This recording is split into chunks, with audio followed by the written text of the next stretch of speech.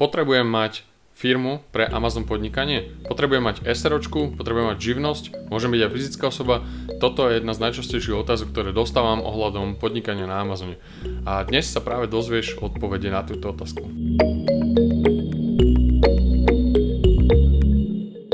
Ešte predtým, ako začneme, tak pozri určite link v popise videa, kde je webinár, ktorý sa uskutoční túto nedeľu a zodpoviem vám na najčastejšie otázky, ktoré máte o Amazon biznise.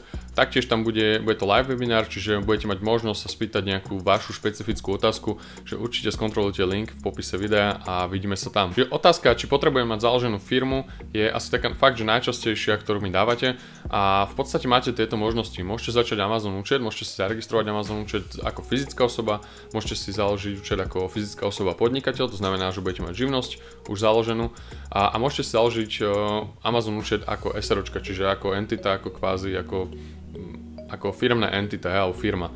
A takisto môžete použiť nejaké iné formy podnikania, o tom sa teraz nebudeme baviť.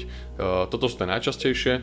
A čo sa týka nákladov, tak náklady jednoznačne, keď budete nejaká fyzická osoba, tak jednoznačne budete mať najmenšie náklady a v podstate aj na to účtovníctvo tam budú minimálne náklady, pretože to budete robiť až na konci roka, kedy až budete mať nejaký príjem z toho Amazonu, tak vtedy sa to ako keby dáva do účtovníctva.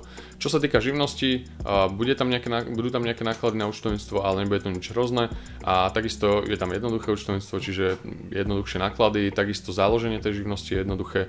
Dokážete to urobiť úplne zadarmo, alebo neviem, či 5 eur to nestojí, online je to tuším zadarmo, čiže veľmi jednoduché, veľmi ľahké riešenie a jediné, čo budete potrebovať, tak sú určite odvody a zdravotné odvody, ktoré každý živnostník si musí ako keby poriešiť, hej.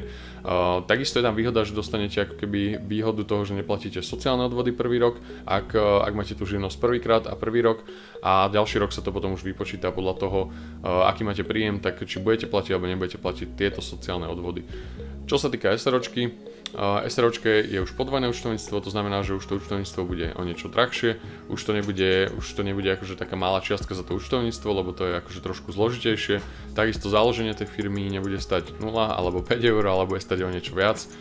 Je to v rádovo v stovkách eur, čiže tiež nič hrozné a treba sa rozhodnúť teda, že do ktorej formy predtým idete aj na základe týchto nákladov, ktoré máte na jednotlivé tieto firmy alebo teda formy podnikania. Keď si zakladaš účet na Amazone, tak treba si dávať veľký pozor potom pri tom procese tej registrácie a treba si dávať pozor na to, že akú entitu si tam vyberete. Čiže ja vám dám sem niekde obrázky, vyzerá to asi nejak takto a dávate tam v podstate svoju business name alebo teda business entity, že ako sa volá tá firma a potom si vyberáte nejakým spôsobom typ tej entity, teda typ toho vášho podnikania.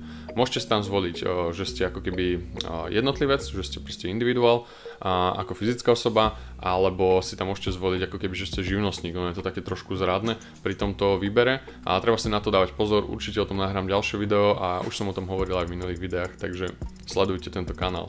A nezabudnite dať odber takisto. Ďalšia relevantná otázka, ktorá vás môže napadnúť v súvislosti s touto entitou a so založením firmy a tak ďalej, je, že kedy si založiť tú firmu. Hej, že teraz vy neviete tú časovú osu, že kedy si založiť ten účet, kedy si založiť firmu.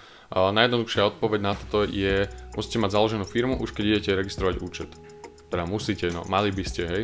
Môžete to aj urobiť tak, že si zaregistrujete účet, alebo tí, ktoré už máte zaregistrovaný účet a urobili ste to na fyzickú osobu, tak je možné potom ako keby zmeniť tú entitu v biznis účte.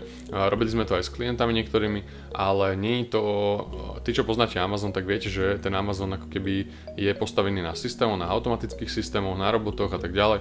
Čiže nie je to úplne jednoduché zmeniť entitu už potom v predajnom účte. Čiže preto hovorím, najjednoduchšia odpoveď, najskôr si založte firmu, porozmýšľajte nad tým, akú entitu, akú firmu, ako sa bude robiť účtovníctvo a tak ďalej. A potom si založte predajný účet na Amazone. A na základe tej firmy teda vyklikáte v tom procese registrácie, vyklikáte si, že akú máte entitu, akú máte firmu a tak ďalej.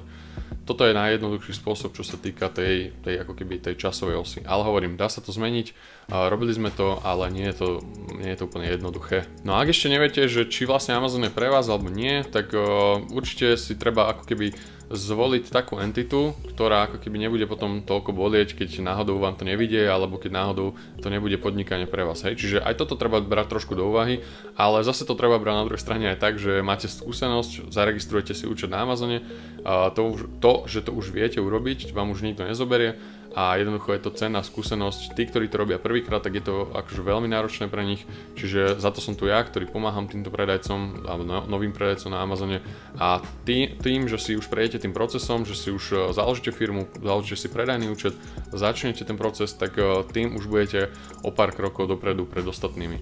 Čiže odporúčam v rámci zbierania skúseností. To je všetko, čo sa týka tohto videa. Nezabudnite skontrolovať stránku onlineakademia.sk a nezabudnite odberať tento kanál, pretože prichádzajú nové veci. Takže už sa teším. Čus.